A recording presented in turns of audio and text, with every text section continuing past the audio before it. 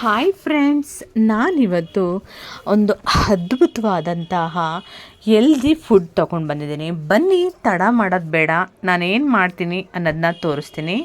ತುಂಬ ಅಂದರೆ ತುಂಬ ಚೆನ್ನಾಗಿರುತ್ತೆ, ನಿಮಗೂ ಇಷ್ಟ ಆಗುತ್ತೆ. ನಾನಿವಾಗ ಒಂದು ಬಾಣಲಿನ ಇಟ್ಕೊಂಡು ನನಗೆ ಎಷ್ಟು ನೀರು ಬೇಕೋ ಅಷ್ಟು ನೀರನ್ನು ಹಾಕ್ಕೊಂಡು ಕಾಯಿಸ್ಕೊತಾ ಇದ್ದೀನಿ. ನೀರು ಕಾದ್ಮೇಲೆ ಅದಕ್ಕೆ ಸ್ವಲ್ಪ ಉಪ್ಪನ್ನು ಹಾಕ್ಕೊಂಡು ಈಗ ನೀರು ಮಳ್ಳಬೇಕು. ಆ ಮಳ್ಳದಾಗ ನೀರಿನಾಗೆ ನಾವು ಹಿಟ್ಟನ್ನು ಅಂದರೆ ರಾಗಿ ಹಿಟ್ಟನ್ನು ಹಾಕ್ಕೊಂಡು ಅದಕ್ಕೆ ತಿರುಗ್ಕೊತಾ ಇದ್ದೀನಿ. ಅದನ್ನು ನೀರು ಮಳ್ಳವರೆಗೂ ನೀವು ಕಾಯಿಸ್ಕೊಬೇಕಾಗುತ್ತೆ. ಅದೆಲ್ಲ ಚೆನ್ನಾಗಿ ನೀಟಾಗಿ ಅದನ್ನ ಮಿಕ್ಸ್ ಮಾಡ್ಕೋಬೇಕು. ಮಿಕ್ಸ್ ಮಾಡ್ಕೊಂಡಾದಮೇಲೆ ಅದನ್ನ ನಾದ್ಕೋಬೇಕಾಗುತ್ತೆ. ನೀಟಾಗಿ ನಾದ್ಕೊಳ್ಳಿ, ಆವಾಗ ಚೆನ್ನಾಗಿ ಬರುತ್ತೆ ರೊಟ್ಟಿ, ಅಂದರೆ ಚಪಾತಿ ಚೆನ್ನಾಗಿ ಬರುತ್ತೆ.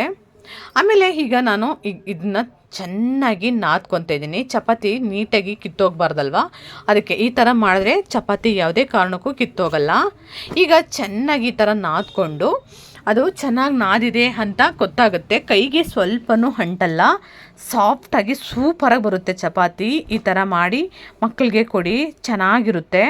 ಇದಕ್ಕೆ ಚಪಾತಿಗೆ ನೀವು ಬೆಂಡೆಕಾಯಿನ ಪಲ್ಯನಾದರೂ ಮಾಡ್ಬೋದು, ಮತ್ತು ಬೀಟ್ರೆಟ್ ಪಲ್ಯನಾದರೂ ಮಾಡ್ಬೋದು. ನಿಮಗೇನು ಅದಕ್ಕೆ ಏನು ಇಷ್ಟ ಅನಿಸುತ್ತೋ ಆ ಪಲ್ಯ ಮಾಡ್ಕೊಂಡು ತಿನ್ಬೋದು, ತುಂಬ ಚೆನ್ನಾಗಿ ಬರುತ್ತೆ. ಈಗ ನಾನು ಒಂದೊಂದು ಇಷ್ಟು ತಗೊಂಡು ಅದಕ್ಕೆ ನಾನು ಸ್ವಲ್ಪ ಅಕ್ಕಿ ಹಿಟ್ಟನ್ನು ಹಾಕ್ಕೊಂಡು ಲಟ್ಟಿಸ್ಕೊತಾ ಇದ್ದೀನಿ. ಈ ಥರ ಲಟ್ಟಿಸ್ಕೊಳ್ಳಿ. ಕೈಯಲ್ಲಿ ತಡ್ತೀನಿ ಅನ್ನೋರು ಕೈಯಲ್ಲೇ ತಟ್ಕೋಬೋದು.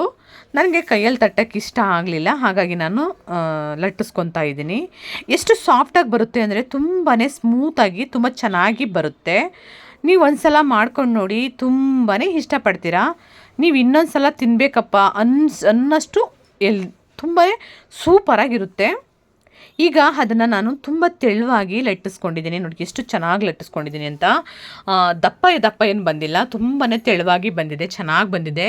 ನನಗೆ ಇಷ್ಟೊಂದು ಈಜಿನ ಅನ್ನಿಸ್ತಾ ಇದೆ. ಇವಾಗ ನಾನು ಬಾಣಲಿ ಅಂದರೆ ಇದಕ್ಕೆ ಈಗ ನಾನು ಚಪಾತಿ ಸುಡೋಕ್ಕೋಸ್ಕರ ಈಗ ತವನ ಇಟ್ಕೊಂಡು ತವಾಗೊಂದು ಸ್ವಲ್ಪ ಎಣ್ಣೆನ ಹಾಕ್ಕೊಂಡು ಅದಕ್ಕೆ ನಾನು ಇವಾಗ ಹಚ್ಕೊಂಡು ಎಣ್ಣೆ ಅದು ಹಾಕಿದ್ಮೇಲೆ ಕಾದ್ಮೇಲೆ ನಾನು ತವ ಕಾದ್ಮೇಲೆ ಚಪಾತಿನ ಸುಟ್ಕೊಳ್ಳೋಣ.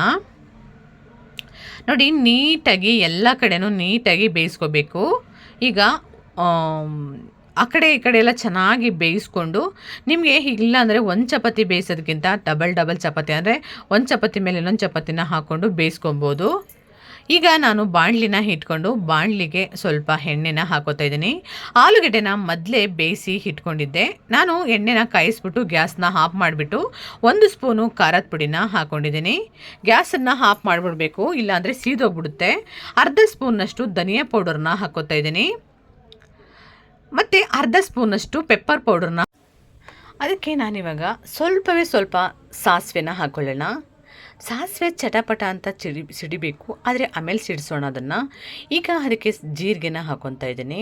ಜೀರಿಗೆ ಹಾಕ್ಕೊಂಡ್ಮೇಲೆ ರುಚಿ ತಕ್ಕಷ್ಟು ಉಪ್ಪನ್ನು ಹಾಕ್ಕೊಂಡು ಕರಿಬೇವಿನ ಸೊಪ್ಪನ್ನು ಹಾಕ್ಕೊಂಡು ಕರಿಬೇವಿನ ಸೊಪ್ಪು ಹಾಕಾದಮೇಲೆ ಇದಕ್ಕೆ ನಾನು ಸ್ವಲ್ಪ ಗರಂ ಮಸಾಲನ ಹಾಕ್ಕೊಳ್ಳೋಣ. ಗರಂ ಮಸಾಲನ ಹಾಕ್ಕೊಂಡ್ಮೇಲೆ ಸ್ವಲ್ಪ ಜಾಸ್ತಿ ಬೇಡ, ಅರಿಶಿನ ಪುಡಿನ ಹಾಕ್ಕೊಳ್ಳೋಣ. ಅರಿಶಿನ ಪುಡಿನ ಹಾಕ್ಕೊಂಡು ಈಗ ನಾನು ಗ್ಯಾಸ್ನ ಆನ್ ಮಾಡ್ಕೊಬೇಕು. ಗ್ಯಾಸ್ನ ಆನ್ ಮಾಡಿಕೊಂಡು ಚೆನ್ನಾಗಿ ಆ ಮಸಾಲನ ಹಸಿ ವಾಸನೆ ಹೋಗೋವರೆಗೂ ಬೇಯಿಸ್ಕೊಬೇಕಾಗತ್ತೆ. ಹಸಿ ವಾಸನೆ ಹೋದ್ಮೇಲೆ ನಾನಿವಾಗ ಬೇಯಿಸಿರುವಂಥ ಆಲೂಗೆಡ್ಡೆನ ನಾನಿವಾಗ ಅದಕ್ಕೆ ಹಾಕೋತಾ ಇದ್ದೀನಿ. ಬೇಯಿಸಿರುವಂಥ ಆಲೂಗೆಡ್ಡೆನ ಹಾಕ್ಕೊಂಡು ನಾನಿವಾಗ ಅದಕ್ಕೆ ಸ್ವಲ್ಪ ನೀರು ಹಾಕ್ಕೊಂಡು ಬೇಯಿಸ್ಕೊಬೇಕಾಗತ್ತೆ. ಜಾಸ್ತಿ ನೀರು ಹಾಕೊಳ್ಳೋಕ್ಕೆ ಹೋಗಬೇಡಿ, ಸ್ವಲ್ಪ ನೀರು ಹಾಕ್ಕೊಂಡು ಬೇಯಿಸ್ಕೊಂಡಾದಮೇಲೆ ಲಾಸ್ಟಲ್ಲಿ ಇಳ್ಕೊಳ್ಳೋ ಟೈಮ್ನಲ್ಲಿ ಸ್ವಲ್ಪ ಕೊತ್ತಂಬರಿ ಸೊಪ್ಪನ್ನು ಹಾಕ್ಕೊಳ್ಳೋಣ. ಆಮೇಲೆ ಅದು ಇಳ್ಕೊಳ್ಳೋ ಟೈಮ್ ಆದಾಗ ನೀವು ಸ್ವಲ್ಪ ಲೆಮನ್ ಹಾಕಿ, ನಾನು ನಿಮಗೆ ಸ್ಕಿಪ್ ಆಗೋಗಿದೆ ತೋರಿಸಿಲ್ಲ, ಲೆಮನ್ ಹಾಕ್ಬಿಟ್ಟು ಅದನ್ನು ಚೆನ್ನಾಗಿ ಮಿಕ್ಸ್ ಮಾಡ್ಕೋಬೇಕಾಗತ್ತೆ. ಮಿಕ್ಸ್ ಮಾಡಿಬಿಟ್ಟು ನಾವು ಈಗ ಅದನ್ನು ಗ್ಯಾಸ್ನ ಆಫ್ ಮಾಡಬೇಕು. ಗ್ಯಾಸ್ನ ಆಫ್ ಮಾಡಾದಮೇಲೆ ಇದಕ್ಕೆ ನಾನು ತುಂಬ ಅಂದರೆ ತುಂಬ ಚೆನ್ನಾಗಿರುತ್ತೆ. ಒಂದು ಸಲ ಟ್ರೈ ಮಾಡಿ ನೋಡಿ, ಎಷ್ಟು ಚೆನ್ನಾಗಿರುತ್ತೆ ಅಂದರೆ. ಸ್ವಲ್ಪ ನೀರು ಹಾಕ್ಕೊಂಡು ಅದನ್ನ ಚೆನ್ನಾಗಿ ಬೇಯಿಸ್ಕೊಬೇಕು ಅಂತ ಹೇಳಿದ್ದೀನಿ ನಿಮ್ಗೆ ನಾನು. ನೀರು ಹಾಕಲಿಲ್ಲ ಅಂತ ಅಂದರೆ ಮಸಾಲ ಚೆನ್ನಾಗಿ ಬೆಂದಿರಲ್ಲ, ಸ್ವಲ್ಪ ನೀರು ಹಾಕ್ಕೊಂಡು ಬೇಯಿಸ್ಕೊಬೇಕಾಗತ್ತೆ. ಅದಾದಮೇಲೆ ನೋಡಿ, ಇವಾಗ ಇದಕ್ಕೆ ರೆಡಿ ಆಗಿದೆ.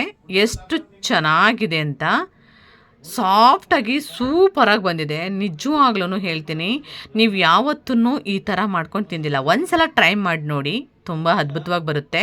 ಅದಾದಮೇಲೆ ನಾನಿವಾಗ ಇದಕ್ಕೆ ಕಾ ಚಪಾತಿ ಮತ್ತು ಆಲೂಗೆಡ್ಡೆದು ಪಲ್ಯ ಇಷ್ಟನ್ನು ರೆಡಿ ಮಾಡಿಟ್ಟಿರೋಂತಹ ಸೂಪರ್ ಆದಂತಹ